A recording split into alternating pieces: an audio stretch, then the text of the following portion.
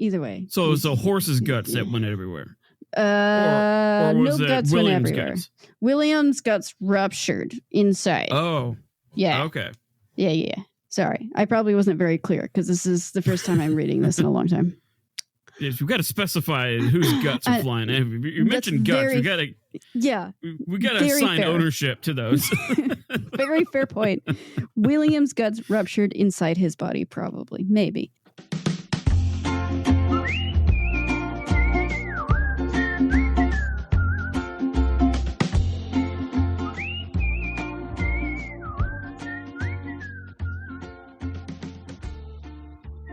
Hey everybody, this is your day's dumpster fire, where we don't celebrate humanity's successes, but its most fantastic failures.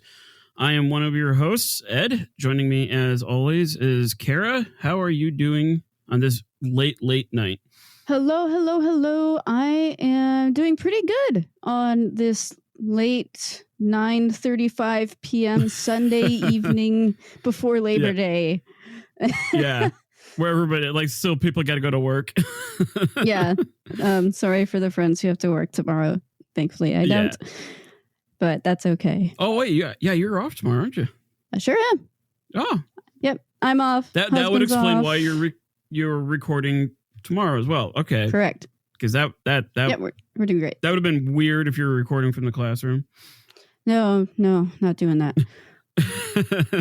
Not doing that. But yeah, it's been a hot minute.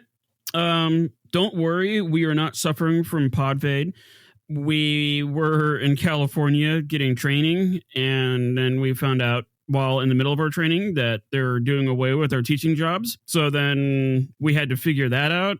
And then some crazy guy deleted our account. So then I had to work with our podcast hosts to re-upload all 57 episodes plus transcripts and all that stuff.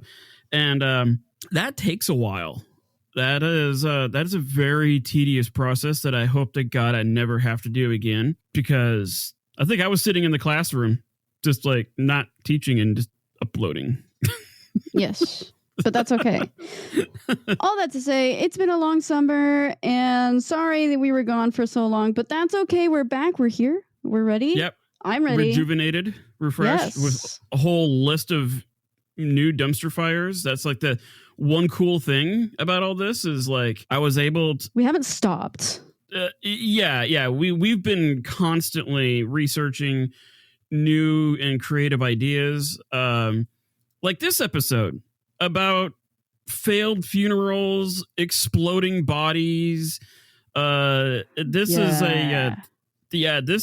going to be a grisly episode. It's going to involve a king of England, and it's going to involve a very explodey whale. And this is going to be a very different episode. So why don't you hit it off? Yeah, let's call it a double bill to steal from the world of film. You get one from me and you get one from Ed. So I'm going to start, I guess. I'll start with good old William the Conqueror. Okay. We know William, right? 1066, taking over England after the Battle of Hastings, all that fun stuff. If not, that's okay. We can go over it very quickly. This isn't the same William the Conqueror from the Crusades, is he? This is before the Crusades. This is William the Conqueror, Battle of Hastings, 1066, first King of England from the Normandy. Oh, so, okay. Very, very famous, especially if you're into British history or world history, if you're a nerd like me, all history.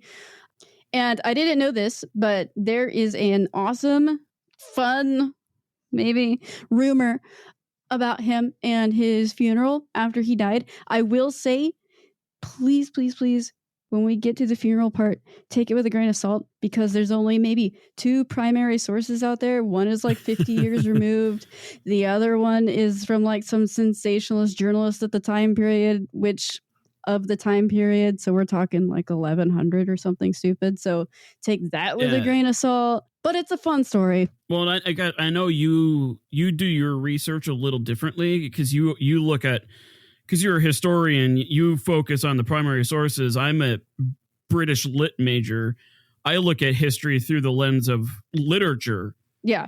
And even during 1066, there wasn't a lot of literature out there. Like, no, this one comes from 2 monks. Okay. Plus, like, the ecclesiastical, what is it called? Sorry, I have it. There it is. The Ecclesiastical History of Orderic Vitalis, which is primary. It's from the time period, but it's kind of cool. It's like a giant historical account written by monks about the history of England. I recommend it if you're a nerd like me. It's really neat. And this was written when? It was written between, I can't remember because it's been a little bit since I've done this particular research because my brain has been somewhere else.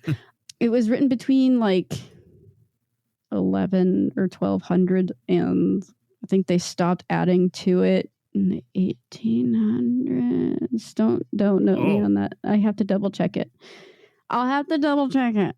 But this particular version that thrilling read. It's actually really interesting. But this particular version that I found was edited in 1969.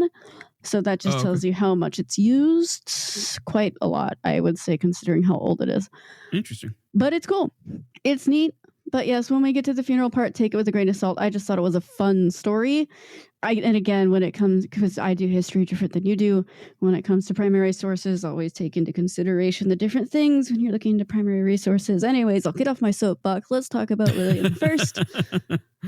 And we know him as William the Conqueror. Before the Battle of Hastings in 1066, he was known as William the Bastard. And for anybody interested, I do recommend looking into the battle and the fight for England in the early 11th century. You can make a TV series out of it. Super cool. I enjoyed researching it. You will probably enjoy a TV show about it if you don't want to read. Most of young people, it's fine. We got this.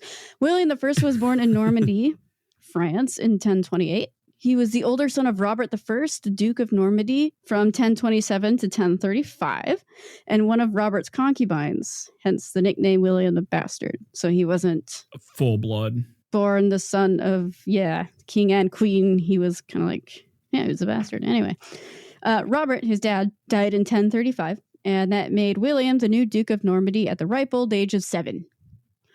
William's childhood, he was a kid, man. He was little. William's childhood was a very interesting affair, as you can imagine. Numerous rebellions and assassination attempts on his life, as well as a few successful ones on his guardians while he was coming of age. We can likely chalk these up to attempts made to take the duchy over from William while he was still a child, which makes sense. I feel like this is very similar to like the number one cause of death of Roman Empire or emperors was being a Roman emperor. And I feel like at this time there was a lot of that going on. Like kings were kind of like it was sketchy to be a king. That. It was very sketchy to be the king, and I would argue that it's sketchy to be any kind of monarch, especially in Britain, all the way up until maybe the 1700s. Yeah, I was good. Yeah, because it didn't really calm down until the 1700s. No, because you have the English Civil War, you have the Rose Wars, that's a fun one. That's one that I'll have to do when I have more time. But yeah. But yes, it's very common, especially when a child is in charge of a kingdom. Usually what will happen is people will try to take out the people in charge of the kid and either try to raise the kid themselves or take care of the kid. As bad as that sounds, that's just kind of how it was. But anyway, back to William. By 15, he was knighted, and the older he got, the more powerful he became in terms of being a fighter and a soldier. So, if you continue, it's like sports. Go sports. In terms of what this guy looked like, we have some accounts, but they should be taken with scrutiny. So, like I was saying, our primary sources, just remember, you have to think about context. They say that when he was young, William was a little above average height for the time period, and he was a big dude, like thick with C's. He was hot. Okay. When he was older, more accounts suggest that he was actually a heavier guy, not thick, but like he was fat. So look at Henry VIII. I mean, he was worse. He was worse. But he started off super hot and then got super fat as he got older. Yes, correct. This seems to be a trend with English rulers, or maybe it's just these two guys. I don't know. But yeah, same issue, apparently. Before 1066, William ruled Normandy as Duke very successfully. He claimed he was promised the throne by Edward the Confessor, the throne of England, I should say, sometime in the 1050s. So he was doing so well that Edward was like, you're my homie, and you're doing really well. And I think after I die, you should take the throne in England. So it's cool. But when Edward died, Harold II was crowned instead of William when Edward, died, which is unfortunate. It's a whole thing. We don't have to go over it too much. It's very Games of Thrones, it is, or a House of the Dragon like. Yes, it is 100%. And like I said, you could make it into a movie. It's really interesting to read about. It's fantastic, but we're going to this is the nutshell version. His victory at the Battle of Hastings has been remembered in English history for changing the direction of culture and government there. It's quite possible that if he had not won England, relations with France, forms of government, and alliances could have panned out very differently.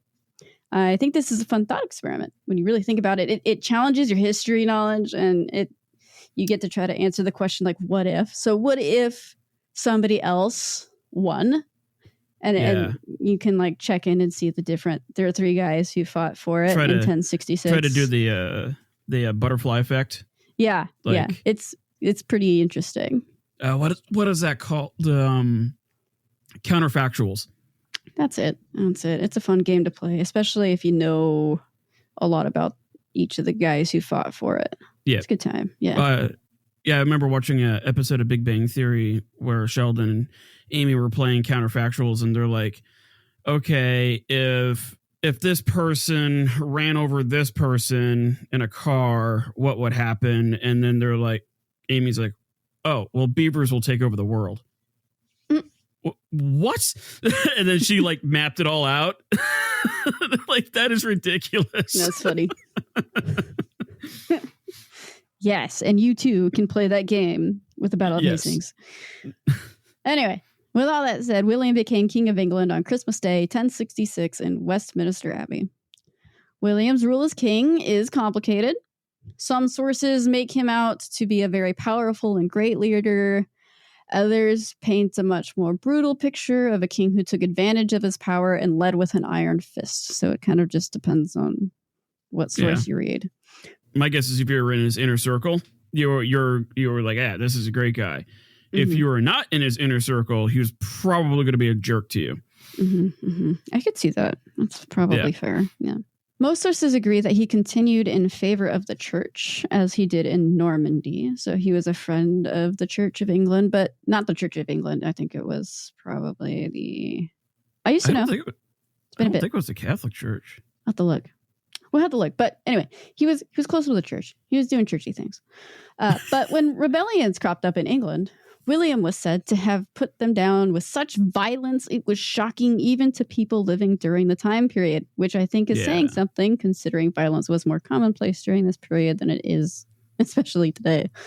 It's very different today. With brutality and violence, so they say, William crushed the early rebellions and began to gut whatever English aristocracy still existed. He replaced aristocratic members or officials such as landowners, church leaders, and military leaders with Norman people, making the government of England ruled by Frenchmen. The common people likely couldn't even communicate with government leaders efficiently due to different languages and culture between the two. Now you can kind of see why there were early rebellions when William first took over. I get it. William began erecting stone castles throughout England, including the famous Tower of London. It's been around forever. Wow. Yep. I didn't know it was that old. Yeah. It's pretty interesting, right? It's pretty cool. Tower of London. I've always wanted to see it. He gave scholars and advisors enough freedom to streamline the English economy and his new central government. He spent most of his time ruling from Normandy while his trusted people were in England. So he would only return if it was absolutely necessary under dire circumstances.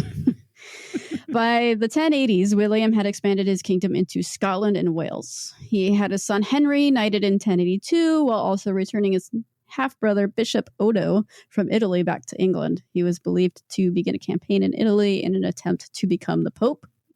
All this working remotely, huh? Yeah, I guess so, man. Like Odo trying to be Pope over there, really, really playing it up before Napoleon. Good for him. In 1085, it became known that Canute, King of Denmark, was on his way to England with the goal of taking over land. William left Normandy and sailed to England with a massive army.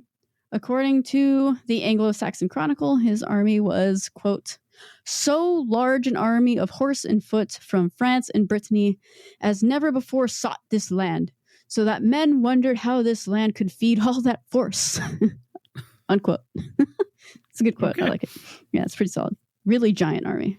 William just let his army use whatever resources they found without care for the locals there, according to the Chronicle. So, as you can imagine, that was probably very frustrating for people just trying to get by. You know, you're outside in your little hut or whatever on your farm doing you, and the army comes in and takes all your crops. It's unfortunate. Yeah. That's a pretty common thing. Yeah, but still, with an army that big, it's probably even more frustrating. Do we have an estimate of like how many men were in that? I'd have to look. I use mostly sources that are very, very old, and I would have to do more digging to see if I could find a number, because that also involves like archaeology and other sources that I don't currently have in front of me. But I'm sure if you looked at a secondary source, you could probably find some sort of estimate. Yeah, a research article on it or something like that. Yeah, somebody who did more research than I did on this particular part of William's life, because I was focused on the fun part. All right. William ended up not needing to use this giant army. Canute died in 1086 before any battle commenced. Canute had a revolt spring up before he left for England, where he was assassinated. That's unfortunate for him. Yeah, it slows things down. Yeah, it's a little anticlimactic, but whatever. After Canute's death, William remained in England and completed a full survey of his country. It was called the Domesday Book. Not Doomsday, but Domesday. I thought this was really interesting. I originally read this as Doomsday. It was very confusing because I couldn't figure out why they made a book on a census of landowners in England and taxes just to call it a Doomsday text. Taxes and death it is. Anyway. That's just a very British thing. It is. To figure out why they made a book on a census of landowners in England and taxes. Like, I don't know. I just feel like that is something that Britain would do. It's also historian gold, and I'm so glad that he did it. It's just the name was a little confusing, you know? Yeah. Anyway, it's basically a record of all the lands in England, including landowners, farmers, servants, amenities, and how much all of those things were worth at the time period. It's one of the most important historical documents that we have to come out of his reign. And it's also really impressive because it's a piece of administration done by hand. Yeah. Like, you have dudes walking to farms. How many people do you have living here? How much is this worth? How much is that worth?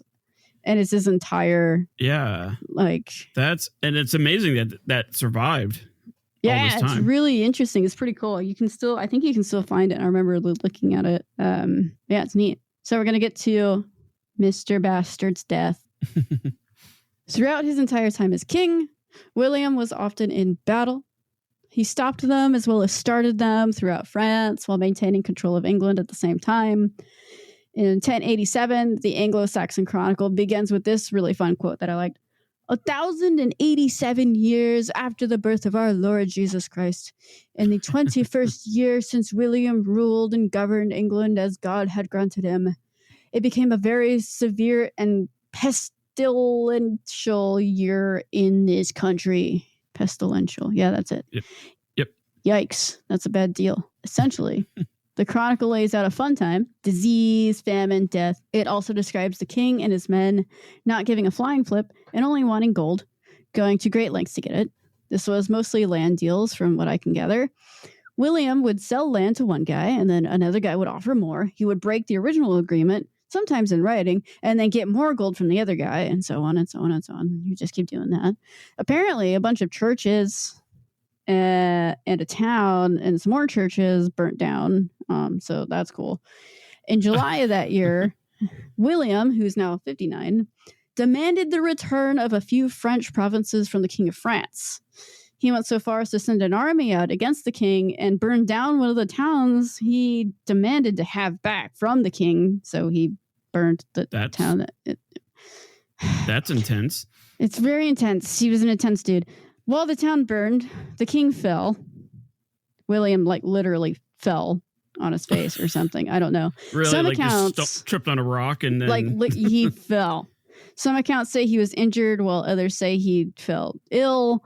Afterwards, the most glorious thing about it is that William's horse. Okay, yeah, the most glorious thing is that William's horse tried to jump a ditch and he didn't make it. William was thrown and his organs ruptured into the process. Either way, he was out of commission. He fell. It was he was the story goes he was on his horse and he was thrown from his horse, kind of like Henry VIII, similar. Yeah. Except he didn't go into the horse pommel. He fell out of it. Whatever. It happened. Either way. So it was the horse's guts that went everywhere. Or was no it guts William's went everywhere. guts? William's guts ruptured inside. Oh. Yeah. Okay. Yeah. Sorry. I probably wasn't very clear because this is the first time I'm reading this in a long time. Yes, we've got to specify whose guts are flying. You mentioned guts. We got to assign fair. Ownership to those. Very fair point. William's guts ruptured inside his body, probably, maybe. Overall, there are two accounts of the events of William's death that we have recorded. You have the De Ubitu Wilhelmi by an anonymous monk of Can, which is shorter but contemporary, meaning it was made at the same time that this is happening. You could argue that this monk was there or he had heard about it in William's death from somebody who was there. We're not really sure, but the lifespan of this particular monk and the date he wrote it does coincide with the death of William and his funeral. Okay. And this is what I was talking about. So we have this guy. The second one, and I read both of these. They're both great. But the second one, about 60 years removed from his death, so 60 years later, it is considered more reliable by historians. They like this one better. This one, the Historia Ecclesiae of the Order of Vitalis, the one that I read before, it has great, and I like them. And they were fun to read. Please read them. Go find them. It was fun. And they're not very long. So after this incident, his fall, William's health continued to decline over the next month or so. He met with clergy members to confess his sins and began to plan a succession and maybe write a will, which didn't exist in 1080 something. All the things you do as king, give your children away, marry your daughters with some pigs, whatever. This included making amends, for reals. This included making amends with people like his oldest son, Robert, who sided with the King of France in an earlier rebellion. The people of the town that he had burned, he also tried to reconcile with them. Good on you, William. My bad, guys. I overreacted. I'm about to die. I gotta figure my stuff out. He had to get his half-brother out of prison for treason because he tried to become the Pope, probably. He gave his duchy to Robert, his oldest, and released Odo from prison because he tried to become the Pope, probably. He gave England to his younger son, William Rufus. Once Rufus was told by his father, he left for England ASAP. Didn't bother to stick around for his funeral or even just until he kicked his bucket. But to be fair, his dad sent him off because he feared for the loss of control of England without him there to keep it, to be fair. I kind of get that. That left William's youngest son. He was given no land, but was next in line for the throne after William, along with a gift of 5,000 pounds in silver. Fun fact, Rufus mysteriously dropped dead in 1100, making Henry King of England. Oh. So do what you will with that information and succession. King William the First finally died on September 9th, 1087. He died surrounded by nobles, knights, and some family. This quote is straight from Odoric, and it made me chuckle a little bit before feeling bad about chuckling. The physicians and others present, quote, the physicians and others present who had watched the king as he slept all night without a sigh or groan, and now realized that he had died without warning, were utterly dumbfounded and almost out of their minds, unquote. And then my next note here is chaos in bold letters. Utter chaos. After a king dies, it's always utter chaos, but this was exceptional. The wealthy noblemen who were present for the king's death immediately left for their own lands for fear that they would be taken from the king's protection. With the noble leadership gone, the people who were left there, like they stuck around a little bit. They took weapons, objects, clothing, and anything they could get their hands on before they left. So they just like jacked all of the king's stuff, and then they were gone. Odoric states that they left the king's body on the floor, almost naked, by the time they plundered the entire place. He also mentioned the irony of a king who enjoyed plundering people getting plundered himself at the time of his death. When the word of the death of the king spread, immediate panic spread throughout the kingdom, men hiding belongings while other men armed themselves without knowing what to do with themselves without a king. It's quite a scene that Odoric makes for us, and I have to, again, it's such a fun read. Please go read it. It kind of reminds me of the episode we did on the Valley of the Kings in Egypt, where like some high-ranking person would spend a good portion of his life making a tomb and then protecting it, and then they would die and they would put him in this tomb, and then literally like the next day the guards and the people that made the tomb are in there just jacking everything, just plundering it. Yeah I can see that. Yeah, it's accurate. Amongst the chaos, the primary religious members got themselves together and conducted a procession to a local church to properly send off the king's soul. That was kind. The archbishop decided that William should be buried at the church he had founded in Caen, a commune in Normandy. The problem was there was no one to take the body there. According to Odoric, all of William's family members left to take care of their inheritances, while all of the servants or members of the royal house robbed the dead guy and left his body there. Even when they got the body to Normandy, they couldn't find anybody to prepare him for his funeral. Finally, a country knight, in quotes, because that's how they titled him, a lowly knight that no one in William's circle knew, agreed to help organize William's funeral. I liked the way Odoric put it. He says, quote, Herr Lewin was moved by natural goodness and actively took charge of the funeral preparations. To this night's translated. It's so great. It's very word salady. It is, but it's also Old English. Yeah.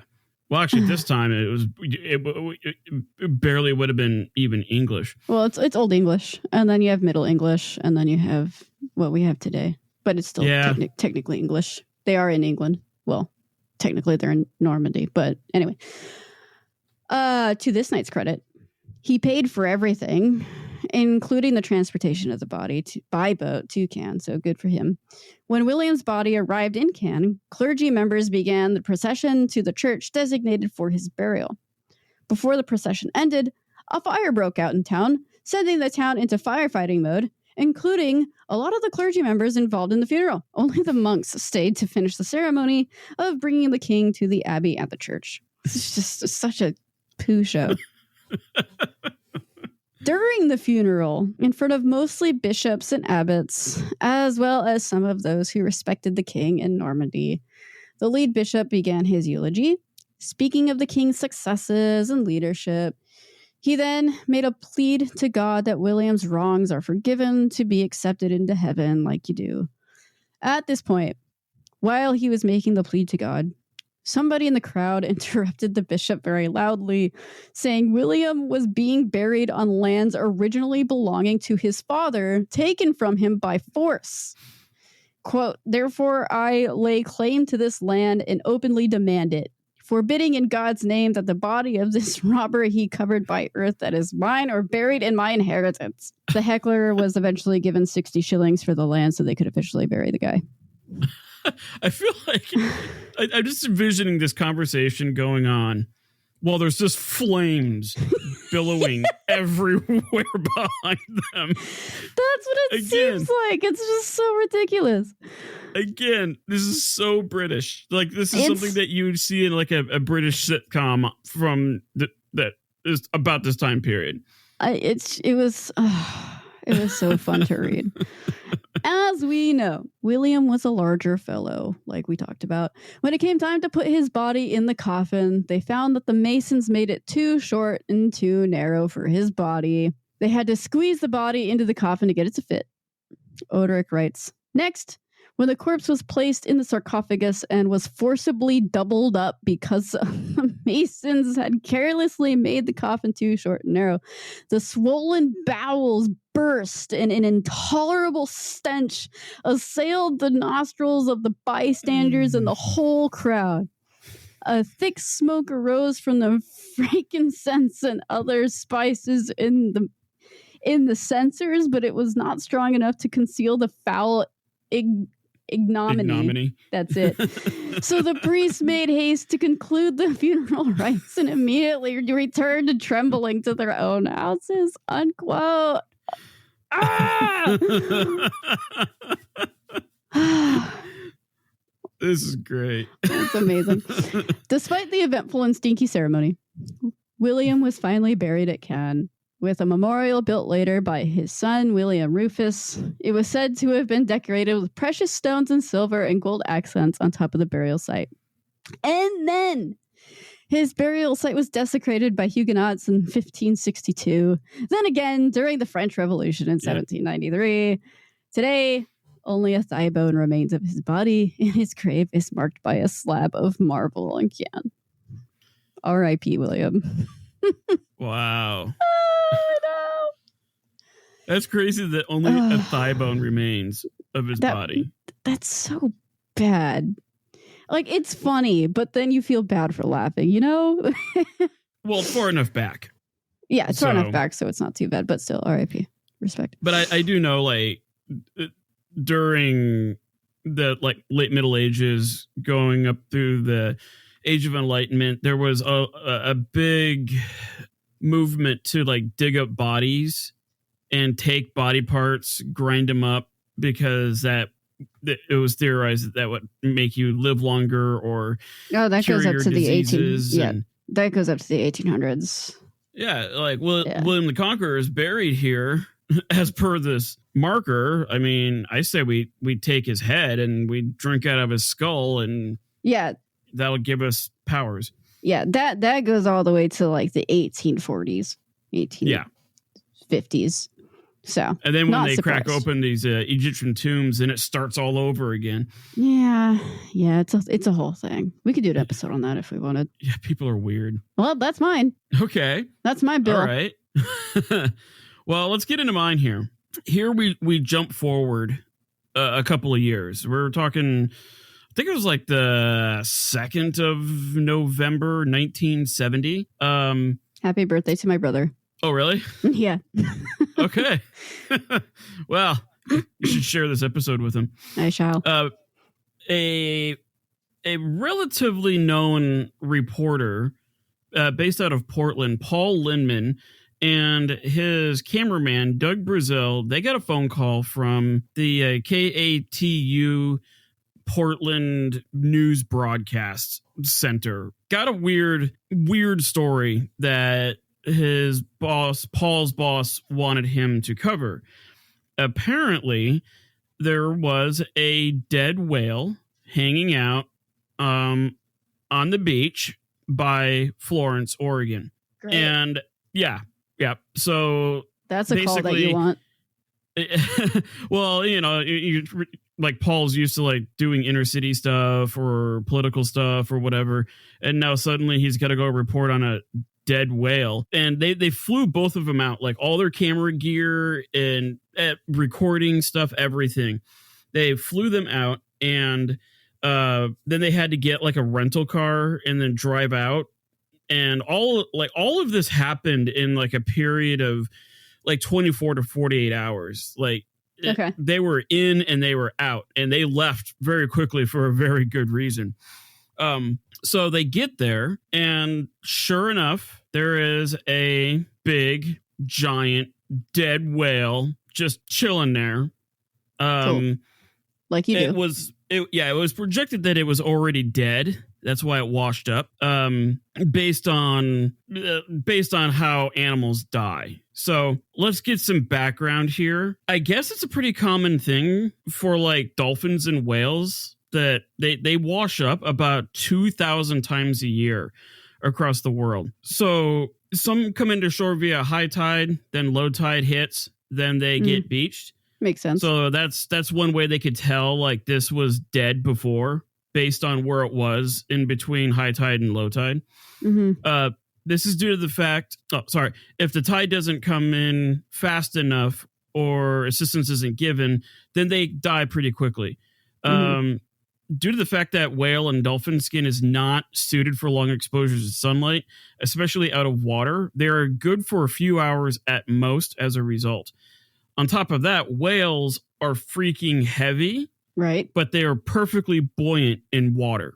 Right. So they're used to like swimming hundreds of feet underwater. But without that buoyant force, the whale will literally like crush itself. Okay. Because they're just so heavy, and their skeletal structures aren't built like ours. Their skeletal structures are a lot more porous, whereas ours is way more dense. Downside is that we can't really go 1,000 feet below the water easily. Yeah, that'd be cool though. It would be cool. I know a couple of billionaires that would have appreciated having that ability. Whoa. Actually, there's an HBO documentary about the Titan sub. It is very good. Oh, I'll have to watch it. Oh yeah, it is. It really dives into because I've been asked like, hey, are you guys going to do an episode on that? And I'm like, I don't have all the details yet. Watch that documentary, and yeah, you will learn things about that whole incident. It's fantastic. But anyways, nice. Once a whale is beached and it's dead, then some interesting things start to happen really quick. So much like a human, the bacteria that resides in your gut that helps you digest food, and much like a human, the bacteria that resides in your gut helps you digest food is also the same bacteria that runs rampant through your body when there's nothing living to keep them in place. So that bacteria will start digesting your body. Okay, yeah. So you actually have like, I read somewhere average human being has a couple of pounds of bacteria in their gut that our immune systems actually keep it in check. It's a balance. Okay. So like the bacteria wants to eat everything in sight, including its host, but the immune system's like, no, stay put, stay in your lane. So when you die, there's no immune system. And as a result, the bacteria goes to work decomposing the body and breaking down organic matter into organic compounds for other things to eat, like bugs, plants, fungi, whatever. Right? This is what happens. Yeah. Oh, yeah. That comes up. So bacteria, much like any other living thing, when they eat stuff, they fart. Okay. Right? Cool. They like yeast. You use yeast as a bacteria. When you give it sugar and you give it water, it starts converting that into alcohol and CO2. Cool. So the alcohol is what it pees out. The CO2 is what it farts out. Excellent. I'm never going to look at alcohol the same again. Thank you. And somehow somebody discovered that thousands of years ago. But well, that's also a very fascinating piece of history. It is. Anyway, it is, yes. Yeah, the formation of alcohol is wild. It is. In human history. It's great.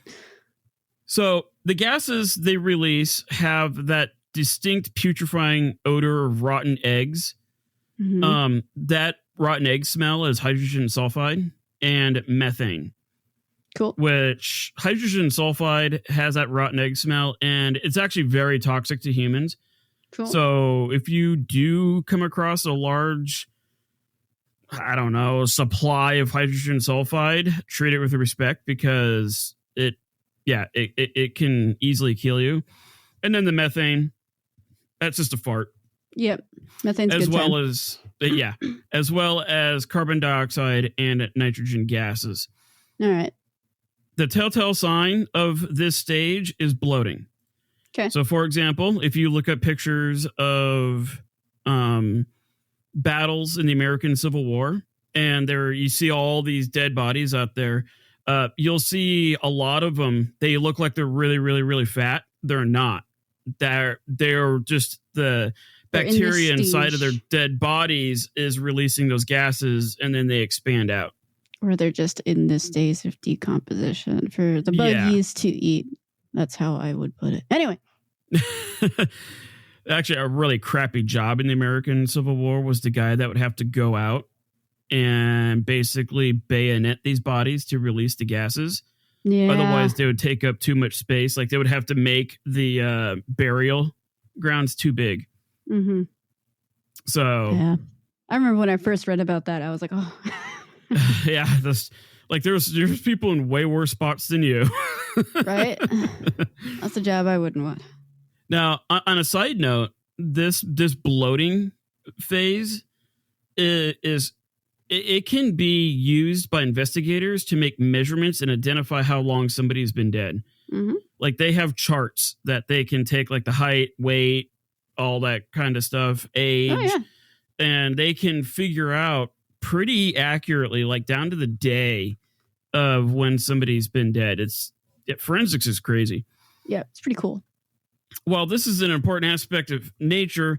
When standing next to a giant 8-ton whale, as it bloats up to something nearly double its diameter with noxious gases, things can get a little explosive.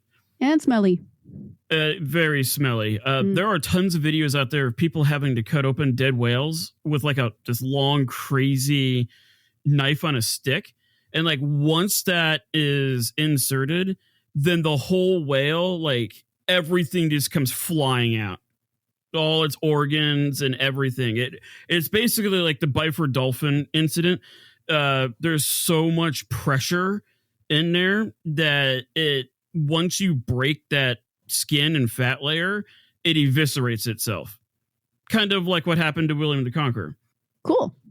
Yeah. And it's absolutely wretched. It is. Oh, yeah. I'm sure it's terribly just disgusting for all of us.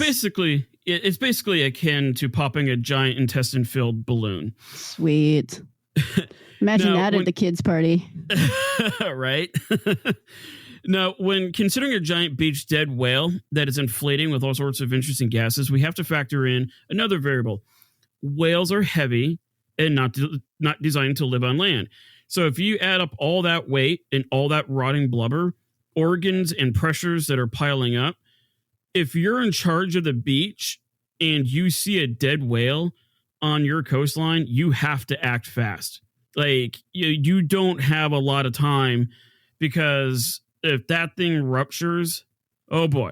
Now, and you know what is really, really, really fast? Dynamite. Explodey things. Purpose of science. So, part 2 here, the influential news story. On November 11th, 1970, news reporter Paul Lindman and cameraman Doug Brazil were told to fly from Portland, Oregon to Florence, Oregon to report on a rather interesting situation. They were very well known, as I mentioned earlier. They were kind of like really respected. They covered more serious matters. But in this case, they were assigned to report on the disposal of a 45-foot long, 8,000-pound dead whale that had washed ashore not too long ago. So, like, it had been out there for days already. Oh. So it wasn't actually, I think the whale beached on November 2nd, and they were trying to figure out how to get rid of it. And that's when the reporters got out there by the 11th. Oh. So, like, this thing had been sitting for quite over a some week. time. Yeah. Yep. Awesome. So, reports were being filed to the Oregon Transportation Department. Apparently, they oversee the coastlines. Cool. Who would have thought? But I guess coastlines are a form of transportation. I mean, it makes sense. To me, it makes sense. You got boats. Yeah. I'm not too sure what a transportation department is going to do about something in a boat, but hey, whatever. It's Oregon. So, people reported to ODOT of a putrid odor coming from the beach, and Lindman in Brazil were sent out to tell the story of how this was going to get cleaned up. The two men got there only to see a large crowd of over 100 people gathered some distance away from a very dead whale, most of them covering their faces and especially their noses. The whale had already started to vent rotting gases and it was bloating to nearly twice its normal size. So, like, you will, like, it will, like, basically have the most violent farts known to mankind. Cool. Because its sphincter no longer works. So it is releasing gas, but not enough at the rate that it was building up. On the verge of popping violently. Eventually, George Thornton of the Oregon Department of Transportation arrived to figure out a way to clean this up. Thornton was actually filling in for his boss, who was on a hunting trip. So, like, this wasn't something that Thornton would even have to deal with. Like, this would be something more his boss would have more experience in these matters. Yeah. The problem is that there wasn't a lot of incidences, like, of whales washing ashore in this part. So it's like people don't know what to do. So I sometimes wonder, like, when his boss got back and heard about what happened, I kind of wouldn't have mind picking his brain in terms of, like, hey, what were your thoughts on what happened? I feel like, I don't know about that guy because I don't know him personally, but most people would probably say something along the lines of, I'm sure glad it wasn't me. Yeah, there's probably a lot of, okay, dodge that bullet, but now I got a media storm to deal with. Yeah. But that's probably easier than dealing with a dead whale. So Paul Lindman and Doug Brazil got to work interviewing people on site and talking to Thornton to report on the plan to clean this mess up. Part 3, the plan. The issue the community had was that it had been so long that a whale had washed up like this, no one was alive to know or who could remember what to do. It was too big to dig a hole and bury it. Right. Because that's one way you can do it. It was too fragile to push into the ocean. Right. Maybe if it had only been dead for like a day, they could probably bulldoze it out in the ocean. Okay.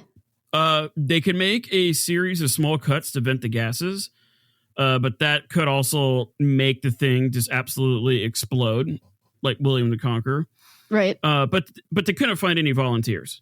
Like, nobody's like, no. I mean, I sure wouldn't volunteer. Yeah. I'm wondering, like, couldn't have they just shot it a bunch of times with a gun?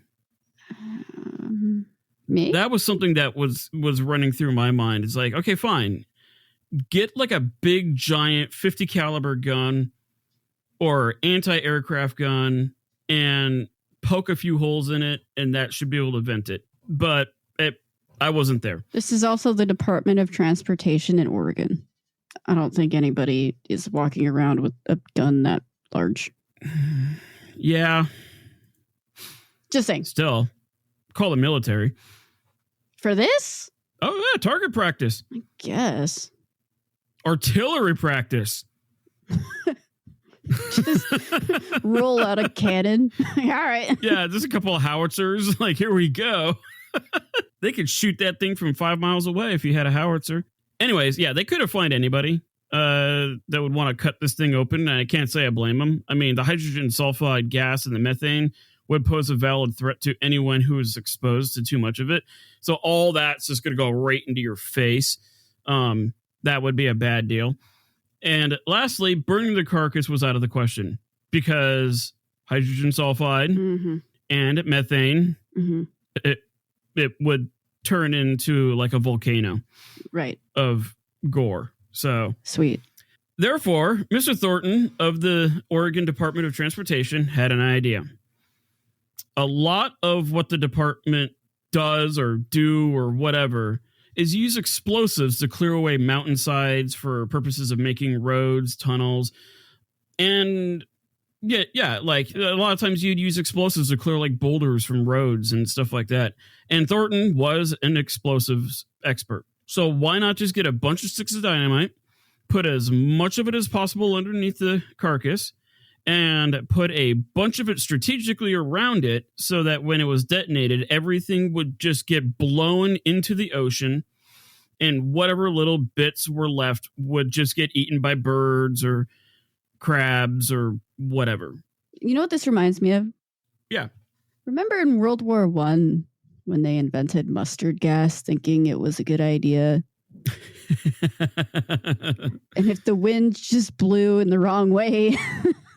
Yes, like they would fire all this gas out, and then it would just blow back at your... Yes, that's what I'm thinking about right now. Yeah, especially on a beach in Oregon, I've got to imagine they have some pretty wild winds. And I don't know how much you can control the direction of an explosion once it's detonated. Granted, I'm not an expert in the field. I'm a little 5-foot historian behind a computer. Well, I think if you're an explosives expert, especially like if you're like clearing mountainsides to make roads, I've seen some wild precision with explosives. Sure. Look at mines. Like they can drill these holes in certain ways in mines that will blow like a perfect 13 by 13 by 13 square hole. Yeah. Like it is incredible. The direction? Yeah, well, I mean... Okay, it's fine. Yes, they could all, like, when they would use explosives to move boulders from, like, one side of the road to the other. Yeah. So, like, I think if you know what you're doing and you have the experience, you can do this. The problem is that a dead whale isn't the side of a mountain. Right. That's what I'm saying. Like, you can't cut into it to weaken one side of it to make sure it goes in that direction. Like it's just there and ready to be popped. Well, and the other thing too is that, you know, most living things are mostly made of water. Right. And water doesn't compress. No. Which is reason why, like, if somebody gets hit with like an RPG or something like that, they just go in every different direction. It's just not like a certain direction. When a body explodes, it just goes everywhere because water doesn't compress. Yeah. So after all, Thornton was an explosives expert. So why not just get a bunch of dynamite, blow it up, get into the ocean?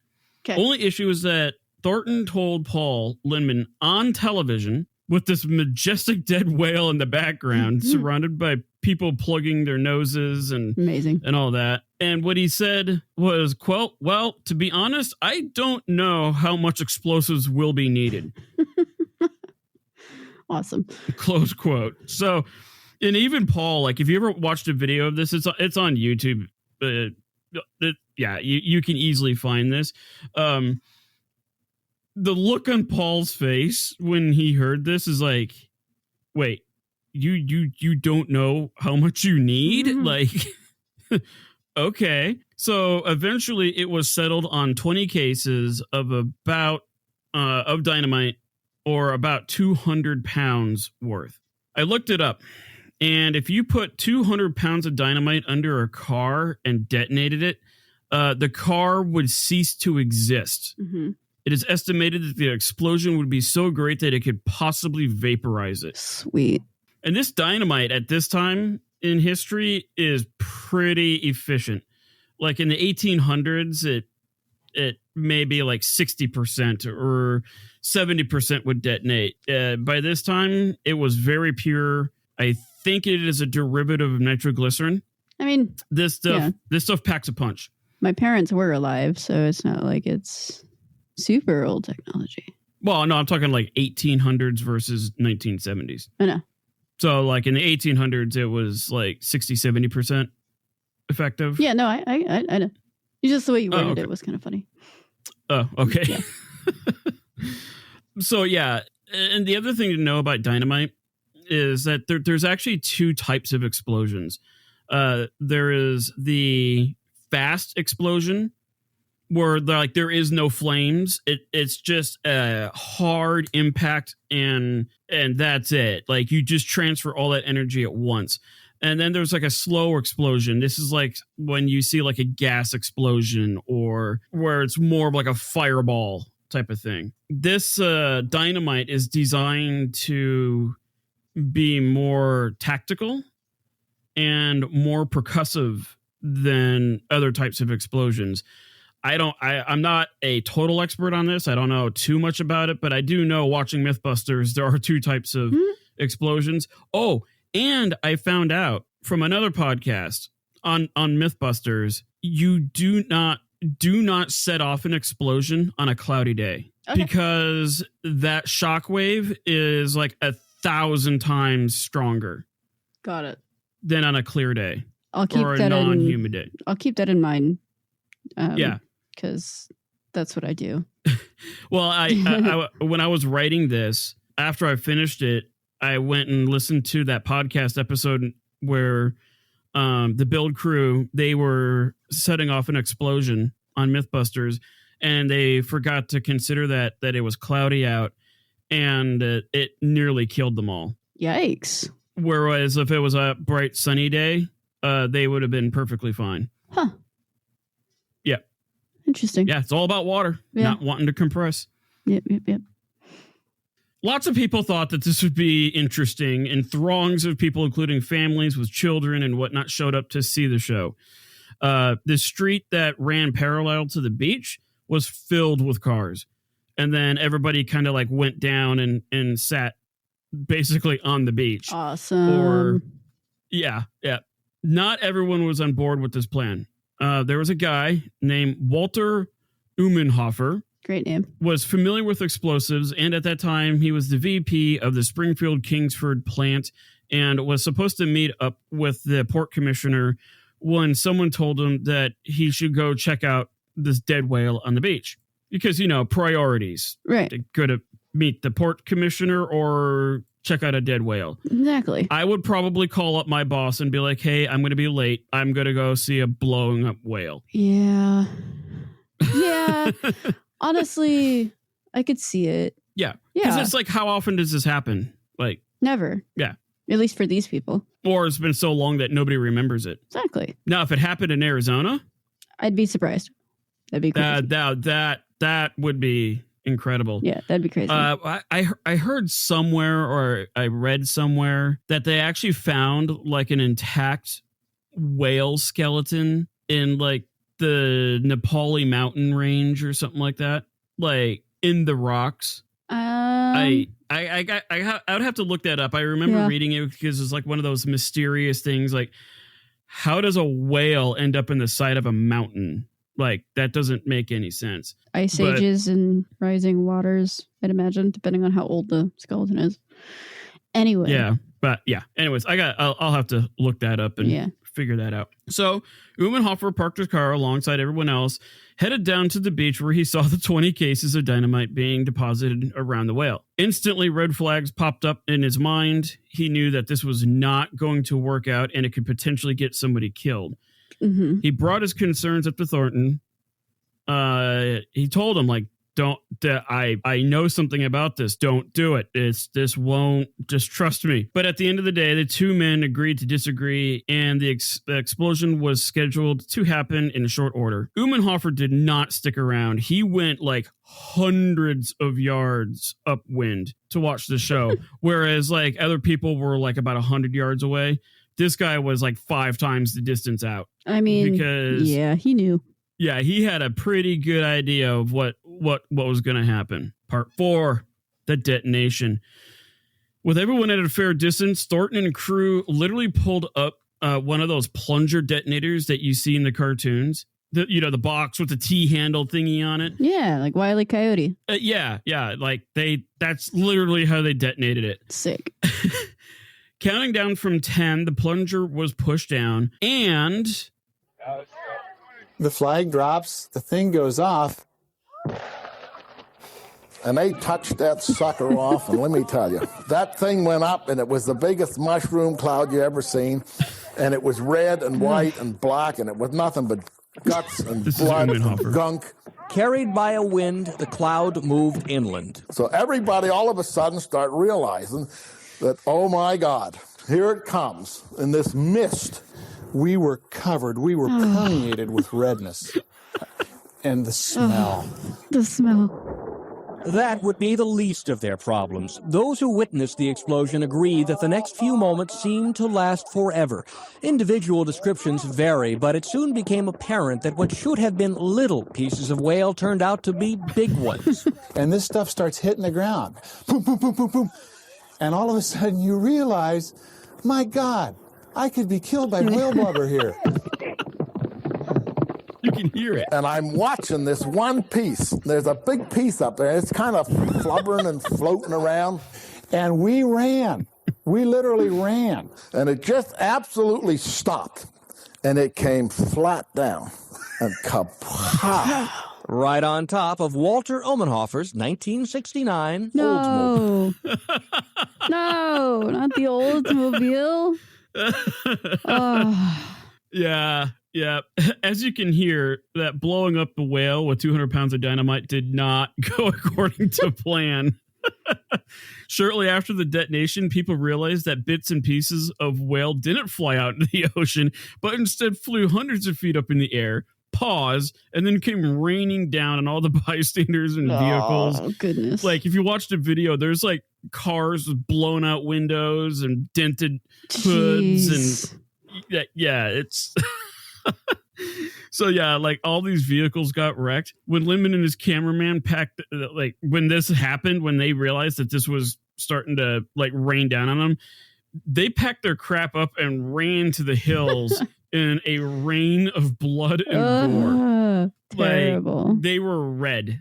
And oh geez, when Umenhofer got back to his beautiful 1969 Oldsmobile that he literally just bought like a few days before, he found it completely crushed with hundreds of pounds of whale blubber. And it's in the video. It's like this like fillet of whale just ends like crushing the roof where you would normally sit, kind of a thing. At least he wasn't in it, I guess. Yeah. All the people who thought that using dynamite to remove a dead, bloated, stinky whale was a bad idea, Umenhofer was standing on a pretty high pedestal at this point. Mm-hmm. Like, very much the "I told you so." Yeah. If anybody could wave the finger of like, yeah, I told you so, it's him. Yeah. So meanwhile, on the beach, approximately one half of the whale was still there. Sick. And a giant crater next to it was filling up with dead whale bits. Amazing. So they only managed to cut it in half. And then like it started like the other half of it just started like draining itself into this hole. Soup. Yeah. Sweet. Okay. The aftermath. Because the aftermath is what I feel is the greatest part of this story. I used to think like the exploding whale part was the epitome of a dumpster fire, but the aftermath and how this panned out is epic. Mm-hmm. Somehow, some way, no one actually got hurt. It's good. But everybody was covered in rotting whale blood. Amazing. And I think that's the reason why there's such a positive end to all this, is that nobody got killed. Yeah. And at that point, you just kind of joke about it. Yeah. So my assumption is that the heavier pieces would have more momentum, right? A heavier piece with more energy on it will travel further than, say, like blood. So that's the reason why the cars got hit, but the people just got rained on. Makes sense. I mean, there were chunks, probably like football-sized chunks raining down, but like a 200-300 pound chunk that was falling from 300 feet in the sky, that's going to travel further, and that's how the cars got wrecked. Mm-hmm. And I think that's also why nobody on the beach got hurt because they were close enough and only just got rained on, which is still a mess. It's a crappy day. Yeah, but because the Brazil and Lindman, they actually, I think it was 2020, they did like an hour-long interview talking about this, and they said that it took days and days of washing to get that out, and like I guess they had to just get rid of their clothes. Yeah. Like they couldn't wash their clothes enough to get all that stuff out. I believe it. I imagine everybody else was the same in the boat. same place. Yeah. As for the dead whale, he was now small enough to be pushed out into the ocean for the wildlife to feast upon its goodness. Right, it's that whole circle of life thing. Right. Now we bring in the circle of life. Circle of life. However, the explosion was so massive that the shockwave either killed or chased away the water critters that would have taken care of it. Oh, that's unfortunate. Yes. So, as for the birds, they just got the hell out of there and never came back. Also unfortunate, but I can't blame them. Yeah. Yeah. If I'm flying along and I see something like that go off, I'm not thinking food. Like, nope. I'm thinking war.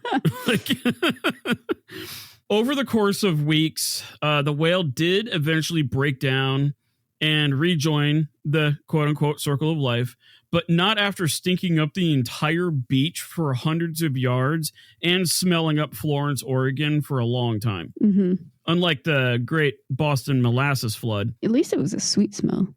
Yeah, like that. That's the exact opposite. Yeah. Which I'll put that episode in the show notes, as well as the Valley of Kings.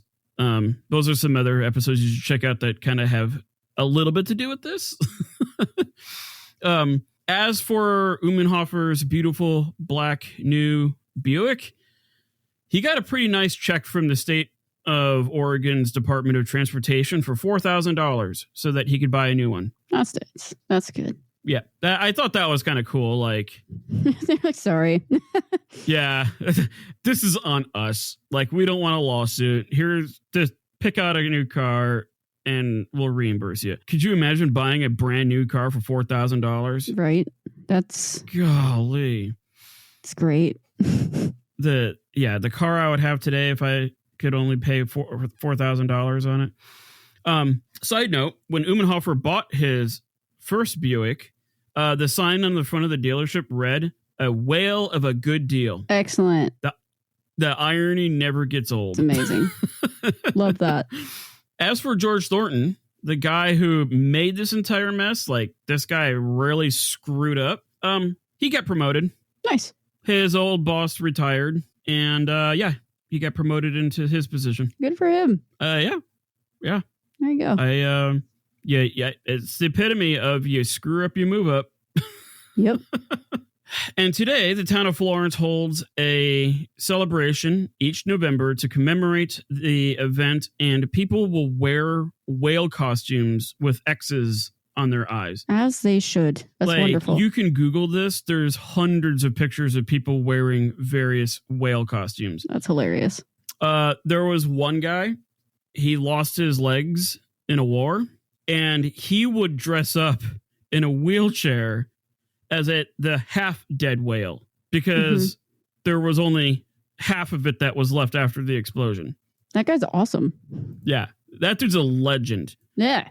I couldn't find his name. I just kind of heard it from I read it from a person who was like lives in the area, and every year he would come dressed up like he had like the lower half of his costume was like all red. Go that guy. So the town's baseball team's mascot is a dead whale. Way to embrace it. Love that. And we'll have pictures on our website, thedaysdumpsterfire.com. The pictures of this event are epic, including like the celebration and I have pictures of the baseball players because they wear hats. Their baseball caps have a little whale, like a cartoon whale, holding a stick of dynamite. Yeah, it's pretty good. It's like, man, this place is really like owning this event. Good for them, man. Yeah, I love that. I really like that too. There's a cafe or a bar or whatever called the Exploding Whale, and there is a city park called the Exploding Whale Commemorative Park. Love that. Also very respectful for the whale. Right? Yeah, this is great. As for our intrepid reporter and cameraman, they had less than 12 hours to get back to their station, edit the video and audio, and get it out for like the following news broadcast. So they got no sleep when this event took place. This is the reason why there's not a lot of news reports or video after it so much, because when they packed up, they went back to their rental car and they got right back on that Cessna, loaded all their gear up there, flew back to Portland, and they only had like a few hours to put this whole thing together. Yeah. Which, I mean, they had to like cut the film, tape it, and yeah, it's that was pretty impressive. Paul Lindman was holding the high-speed camera, which would have taken a very slow-mo video, but he could only hold a few seconds of film, because the faster you run that film, the slower the video is going to be. Right. So, like, in order to get this shot, he could only hold the camera for a few seconds before it would run out of film. But that few seconds of high-speed film would have produced like a 30-second long video of this thing just slowly going up, which would have been really cool footage to have for the news broadcast. Yeah. But the issue was that Lindman miscalculated the time. So when they started the countdown, he had to turn it on and then it had to wind up, and he mistimed it, and he only got 30 seconds of the whale because he only had like 2 seconds of film in there. He got 30 seconds of slow-mo footage of a dead whale, and then it runs out, and then it blew up. Dang. Yeah. That's all right. We tried. But like Lindman, he frequently shows up to the annual Exploding Whale event. He talks about that crazy day. He does a lot of interviews. I think he's actually written a book on it, which why not? I just don't know how you come up with that much information on of an event that took place in seconds. But yeah, you can find him on YouTube. He's a pretty good sport about it. As for Brazil, I couldn't find anything in terms of what happened to him. As far as I know, Lindman is still alive. But Brazil, I know in 2000 he did that interview, which you can find on YouTube. But like, I don't know anything about him. But yeah, that is the story of Florence, Oregon's exploding whale. Nice. And there you have it. A double bill episode about exploding bodies. You're welcome, listeners. Yeah, and botched funerals. Like, yep. They're kind of fun. I kind of want to do this on some others, because there's so many cases where people have died and the processing the body and everything goes horribly awry. I'm sure you could find some stuff. Yeah, just listen to a true crime podcast.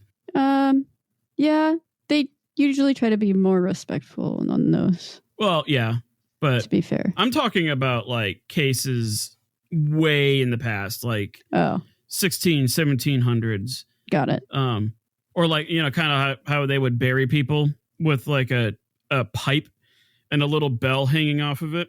Oh yeah, with a string attached to it, so that like they knew that they weren't alive. Yeah. If the bell rang, they're like, hey, I had to dig them back up. Yeah. Yeah, that's always a good time. But yeah, be sure to check out our website, daysimsonfire.com. There you'll find our show notes. We will have pictures of our 2 segments on here, including the Exploding Whales baseball team. Be sure to check us out on Instagram and all the other fun stuff. And be sure to also like and subscribe, and leave a comment. Like, if you have ideas for anything related to botched funerals or exploding bodies or whatever, we are totally down for that. So yeah, what do you have in the pipeline? I have a really big episode coming up because apparently that's what I do now. I have been drowning is the right word. Swimming or not, depending on your view of it. I have been deep into Prohibition in the 1920s, so that is coming up shortly, and it's been fun. So keep an eye out for that. Yeah. Incoming. Biggin. Yeah, that Prohibition is one of those things where, hey, this is a great idea, and then it's 10 years of all hell breaking loose. Yeah, it's a lot of very well-intentioned people trying to figure it out, and it blows up in their face. Yep. So, yep. Yeah, it's a good time. Love it. All right, cool deal. Well, we're going to call it a night. Everybody out there, keep it a hot mess, and we will see you next time. Bye. The flag drops, the thing goes off. And they touched that sucker off, and let me tell you, that thing went up, and it was the biggest mushroom cloud you ever seen, and it was red and white and black, and it was nothing but guts and blood and gunk. Carried by a wind, the cloud moved inland. So everybody all of a sudden start realizing that, oh my God, here it comes in this mist. We were covered, we were permeated with redness. And the smell. That would be the least of their problems. Those who witnessed the explosion agree that the next few moments seemed to last forever. Individual descriptions vary, but it soon became apparent that what should have been little pieces of whale turned out to be big ones. And this stuff starts hitting the ground. Boom, boom, boom, boom, boom. And all of a sudden you realize, my God, I could be killed by whale blubber here.